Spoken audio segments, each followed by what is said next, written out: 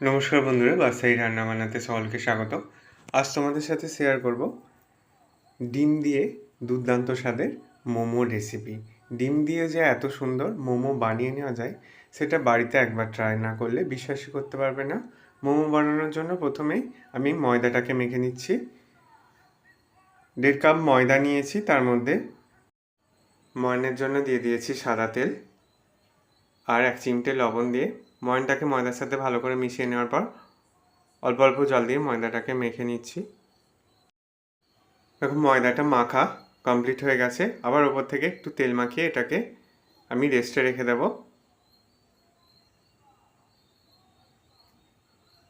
মোমোর যে সসটা হয় সেই সসটা তোমাদের সাথে শেয়ার করব। তার জন্য আমি এখানে ওভেনে কড়াই বসিয়ে জল দিয়ে 3টে টমেটো আর 3টে শুকনো লঙ্কা দিয়ে ভালো করে সিদ্ধ করে নিচ্ছি।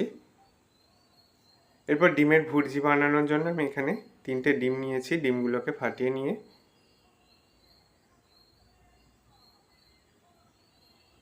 লবণ দিয়ে ডিমগুলোকে ভালো করে ফেটিয়ে নিচ্ছি।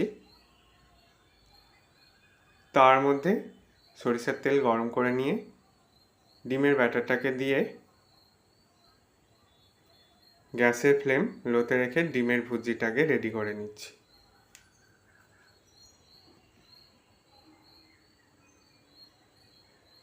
ডিমের ভুজিটা রেডি হয়ে গেছে।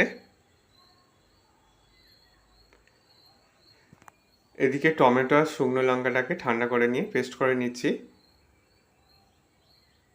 ওভেনে কড়াই বসিয়ে সরিষার তেল গরম করে নিয়ে রসুন কুচি দিয়ে রসুনটাকে ভেজে নিচ্ছি আর অল্প একটু ধনেপাতা কুচি দিয়ে দিয়েছি। মোমোর যে সসটা হয় সেটা রেডি করে নেব। এবার পেস্ট করা টমেটো আর শুকনো লঙ্কাটাকে দিয়ে দিলাম। ঝালটা এখানে তোমাদের পছন্দ অনুযায়ী দেবে। লঙ্কা গুঁড়ো আর স্বাদ মতো লবণ দিয়ে দিয়েছি। এবার এটাকে 3 থেকে 4 মিনিট রান্না করে নিলেই তৈরি হয়ে যাবে মোমোর সস। ডিমের ভুজিটাকে একটা পাত্রের মধ্যে নিয়ে নিলাম। এবার এর মধ্যে দিয়ে দিচ্ছি মিহি করে কুচানো পেঁয়াজ, মিহি করে কুচানো ধনেপাতা, ক্যাপসিকাম কুচি, একটা কাঁচা লঙ্কাকে কুচিয়ে এইভাবে দিয়ে দিচ্ছি।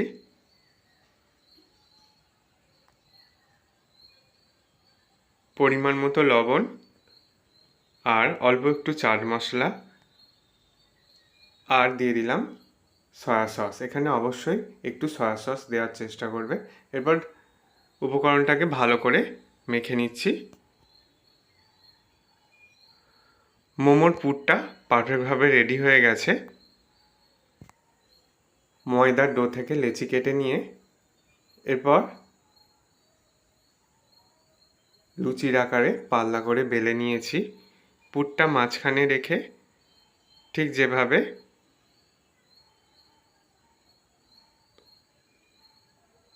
কাপড়ের কুচি দেওয়া হয় সেইভাবে এইভাবে কুচির মতো করে দিয়ে তারপর একটু পাকিয়ে দিলে এইভাবে মোমো শেপ দিয়ে নেওয়া যায়।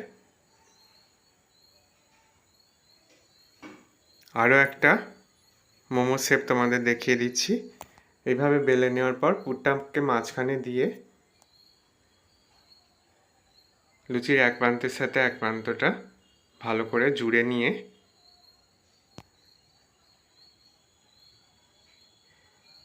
এবার ঘুরিয়ে দিয়ে কোণ করে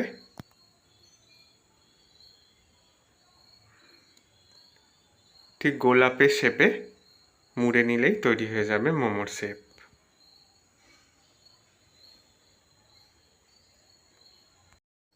দেখো ঠিক এইভাবে মোমো শেপ দিয়ে নিয়েছি। প্রত্যেকটা একইভাবে মোমো শেপ দিয়ে নিয়েছি।